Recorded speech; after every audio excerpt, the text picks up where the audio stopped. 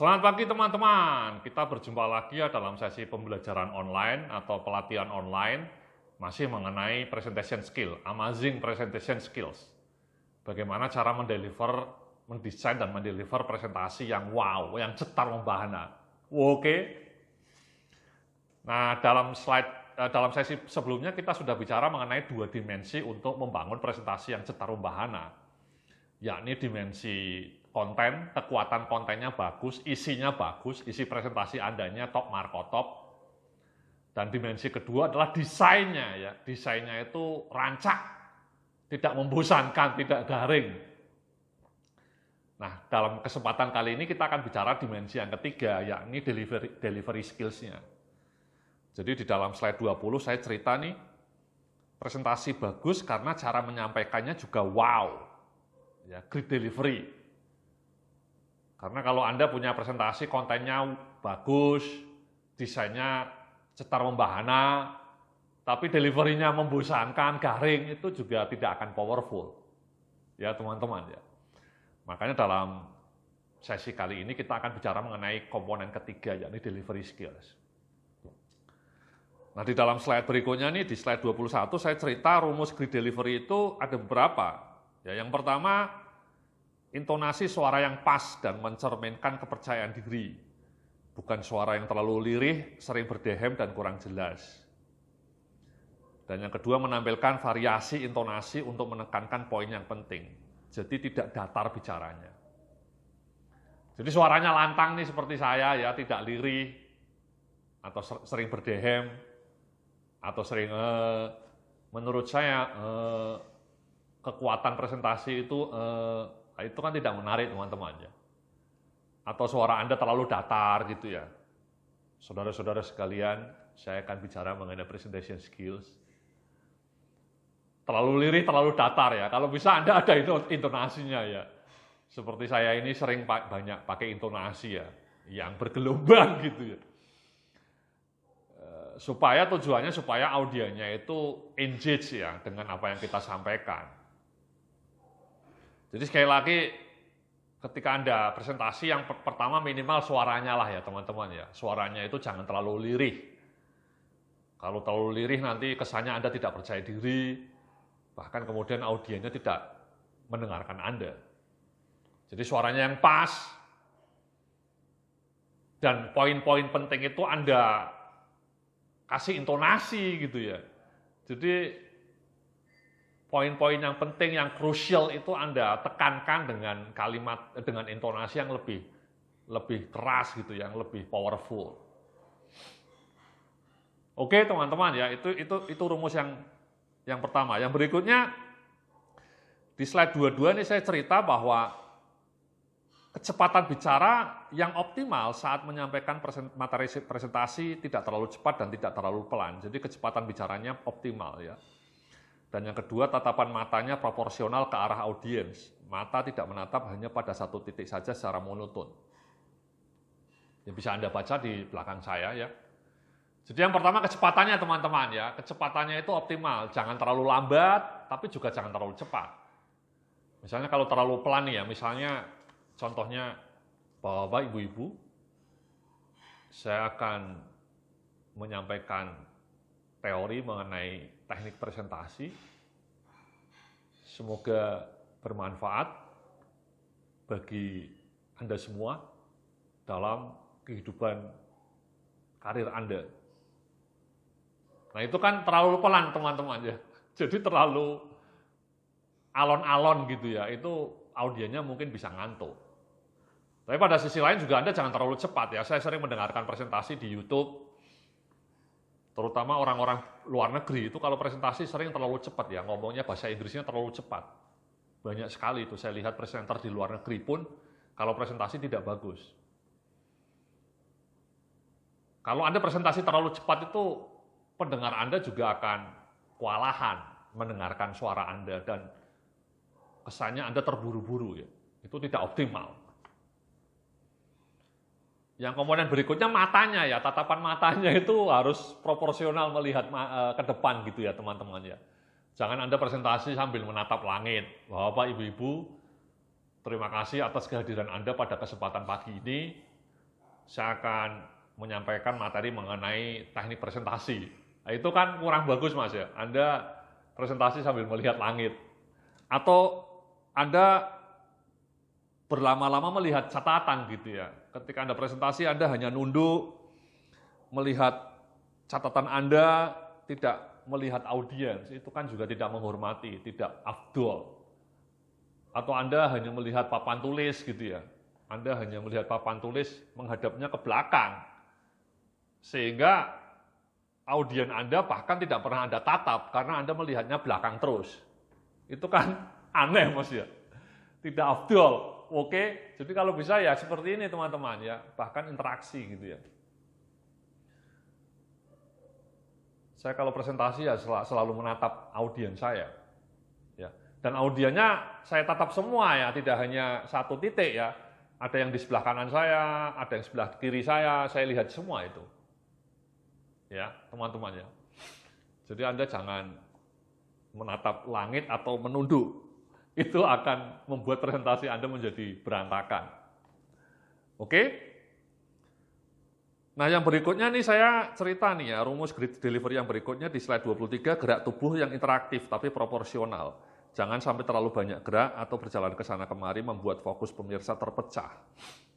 Ya ini kan saya kebetulan duduk nih ya, stabil, tangannya bergerak kadang-kadang. Bayangkan kalau saya sepanjang presentasi misalnya selalu goyang-goyang kayak gini ya. Terima kasih teman-teman. Mari kita lanjutkan presentasi kita mengenai Amazing Presentation Skill. Semoga Anda tertarik dengan presentasi saya. Itu kan kalau saya sambil goyang-goyang kayak gitu kan sangat mengganggu konsentrasi Anda. Tapi saya pernah melihat tuh presentasi di dalam sebuah ruangan, pembicaranya berdiri sambil menerangkan bolak-balik ya, sering itu. Dia entah grogi atau apa gitu ya, bolak-balik jalan kanan kiri itu sangat annoying. Sayanya tidak fokus malah. Ya. Atau mungkin terlalu banyak menggerak-gerakkan tangan gitu ya. Mungkin karena grogi sekali lagi sehingga terlalu overaktif. Itu sangat mengganggu konsentrasi audiennya. Tapi pada sisi lain ya Anda juga jangan terlalu kaku ya seperti patung gitu ya. Kayak pejabat gitu ya, ngasih sambutan itu kan sangat membosankan ya. Berdiri mematung sambil membaca sambutan gitu ya. Itu kan annoying, menyebalkan. Jadi kalau bisa ya interaktif teman-teman ya. Anda stabil tapi juga sesekali menyampaikan sesuatu dengan tangan Anda atau dengan body language Anda.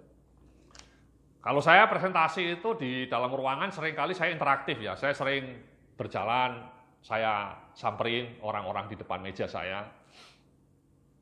Jadi saya keliling, kalau mejanya bundar ya saya keliling. Satu persatu saya dekati. Jadi saya interaksi dengan audiennya itu sangat dekat ketika saya presentasi. Terutama ketika training.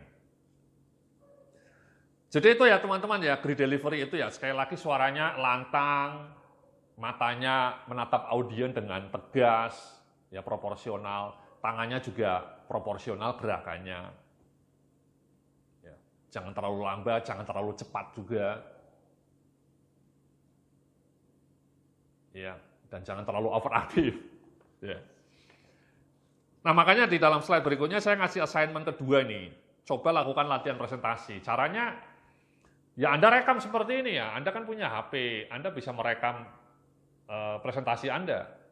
Anda rekam saja itu, kemudian Anda saksikan, Anda evaluasi, itu kan sangat powerful. Jadi HP Anda bisa menjadi media pembelajaran yang powerful untuk menguji kemampuan Anda mendelivery presentasi. Karena delivery itu dilatih ya teman-teman ya.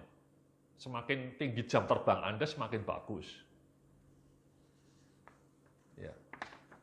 Saya itu presentasi sejak saya kuliah. Ya. Saya dulu ketika kuliah tingkat 3 itu saya jadi trainer lembaga kemahasiswaan. Saya punya pelatihan mahasiswa tingkat dasar, itu saya trainernya. Jadi saya berlatih menjadi trainer itu sejak kuliah tingkat 3, udah lama ya. Jadi jam terbangnya sudah panjang. Nah dilatih ya teman-teman ya. Nah di slide berikutnya saya cerita nih, agar delivery menarik, tolong sertakan banyak story atau kisah yang menarik dan relevan dengan topik yang dibicarakan. Ya. cerita atau story terbukti nempel di otak lebih lama dibanding hanya uraian konsep semata. Ini ada penelitiannya teman-teman. Jadi kalau Anda mendengarkan presentatornya itu menyelipkan banyak story, itu Anda lebih ingat story-nya dibanding materi yang dia sampaikan. Ya. Story itu lebih nempel di otak Anda, Mas, dibanding konsep. Makanya kalau bisa perbanyak story ketika Anda presentasi. Contohnya nih ya, di dalam slide 26 saya cerita nih, misalnya saat Anda presentasi tentang gaya hidup sehat, coba sertakan kisah atau cerita menarik tentang perjuangan seseorang saat diserang penyakit kanker paru-paru dan kegigihannya untuk bertahan hidup. Atau saat presentasi tentang digital ekonomi, sertakan cerita menggugah tentang anak petani di kota Purwodadi yang sukses menggunakan TikTok demi mengubah nasib. Jadi intinya ada story, Mas ya. Jadi kalau Anda cerita mengenai gaya hidup sehat, ya mungkin Anda bisa angkat salah satu kisah orang yang kena kanker paru-paru gara-gara terlalu banyak merokok misalnya. Atau mungkin Anda cerita teman Anda sendiri ya. Saya punya saudara kena kanker paru-paru karena dia perokok berat. Ya. Dulu dia tiap pagi itu berangkat ke Semarang sendirian, naik kereta api untuk berobat. Karena kota saya di Pekalongan, rumah sakitnya kurang bagus, tidak ada fasilitas kanker paru-paru. Jadi dia harus ke Semarang tiap seminggu sekali. Dan dia berangkat sendirian naik kereta api ke Semarang sambil menahan sakit paru-parunya. Dia 2 tahun bolak-balik ke Semarang, tapi akhirnya tidak bertahan lama, akhirnya dia meninggal. Kenapa? Karena dia dulu perokok berat. Ya, sedih juga ya, saudara saya masih muda, seusia saya. Ya. Nah, itu kan cerita, Mas. Ya, cerita dia berjuang naik kereta api bolak-balik tiap minggu ke Semarang hanya demi berobat, berjuang, tapi akhirnya meninggal. Itu kan story, ya. Story kedua misalnya digital ekonomi ya, ada banyak orang cerita digital ekonomi. Saya pernah cerita di blog saya cerita mengenai digital ekonomi, saya selipkan cerita, yakni cerita mengenai anak seorang petani di kota Purwodadi. Dia mantan penjaga warnet, hanya lulusan SMA. Tapi ketika menjaga warnet, dia belajar mengenai internet, belajar mengenai jualan online. Dan kemudian sekarang dia jualan online buku-buku karangan dia sendiri. Ya. Dia menulis buku mengenai internet bisnis. Kemudian dia jual secara online. Dan laku dan kemudian dia mendapatkan banyak uang, sehingga bisa beli rumah, bisa memberangkatkan orang tuanya umroh. Ya bayangkan lulusan SMA, hanya anak orang petani kecil di kota Purwodadi, mantan penjaga warnet, tapi dengan kegigihannya dia bisa berjuang mengubah nasib, hingga bisa memberangkatkan orang tuanya umroh. Nah itu kan cerita teman-teman ya, storytelling. Nah cerita-cerita seperti itu bisa Anda selipkan gitu ya. Apapun lah ya ceritanya ya. Contoh kedua nih saya bilang nih ya, contoh lain misalnya saat presentasi tentang rencana bisnis, mungkin bisa sertakan kisah tentang kejatuhan Nokia dan Kodak dan kenapa mereka bisa kolaps. Atau saat presentasi tentang program kerja departemen Anda, sertakan cerita-cerita menggugah dan lucu ketika tim Anda berjuang mengimplementasikan program di tahun lalu. Ini sering saya lakukan ya teman-teman ya, kalau saya cerita mengenai inovasi itu saya selalu cerita mengenai kejatuhan Kodak dan Nokia. Contohnya di tahun 2008 ketika Android pertama kali muncul. Android itu pertama kali muncul tahun 2008. Itu petinggi-petinggi Nokia, saat itu Nokia sedang berada di puncak kejayaannya. Itu berkomentar Android itu hanya semut kecil yang bisa saya injak dengan mudah.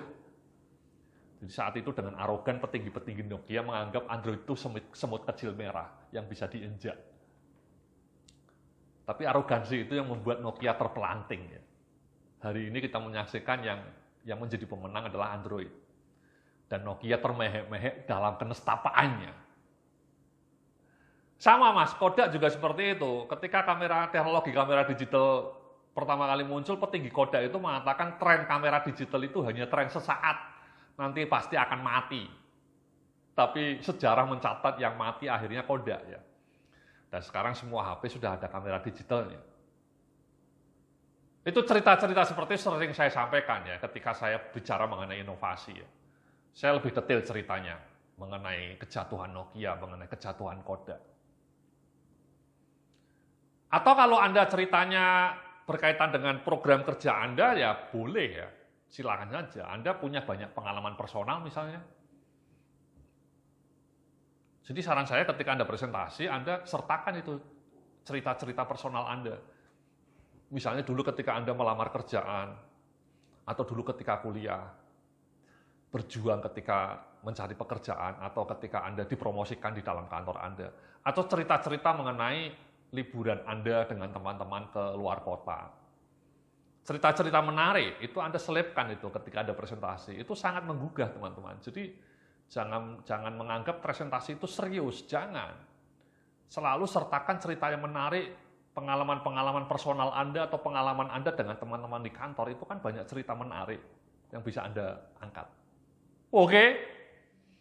Jadi saya bilang nih ya, jadi pendeknya jangan lupa selipkan cerita storytelling dalam setiap presentasi Anda. Sekali lagi, karena cerita yang menarik itu lebih nempel di kepala, teman-teman. Dibanding konsep-konsep yang garing atau teori-teori yang garing. Anda harus punya storytelling yang menancap. Nah, makanya di slide 29 ini saya cerita, saya ngasih assignment berikutnya, coba rancang cerita atau story yang ingin Anda selipkan dalam presentasi Anda. Anda bisa lihat di slide saya, di belakang saya. Jadi mungkin Anda luangkan waktu nih setelah presentasi ini, setelah video ini, Anda luangkan waktu, Anda pikir cerita apa yang menarik dalam kehidupan Anda sepanjang Anda berkarir. Saya yakin Anda punya banyak cerita menarik itu. Pasti itu. Ya, karena selama ini Anda ketika ngobrol kan Anda cerita mengenai dunia Anda kepada teman-teman Anda. Kenapa Anda tidak mencoba menarik salah satu cerita itu menjadi bahan presentasi Anda?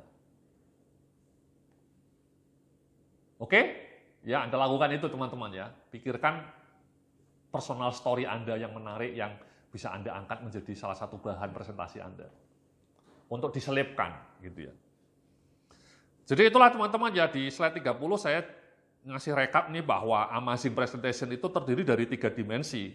Great content, ditambah great design, ditambah great delivery. Jadi kontennya top Marco top, desainnya Jos Marco Jos, delivery skill-nya juga Cetara Bahana. Kalau 3 dimensi itu Anda ramu dengan racik, dengan bagus, Anda akan mampu menciptakan presentasi yang wow. Oke? Terima kasih, itulah sesi kita kali ini. Nanti kita akan lanjutkan dalam sesi berikutnya masih mengenai presentation skills.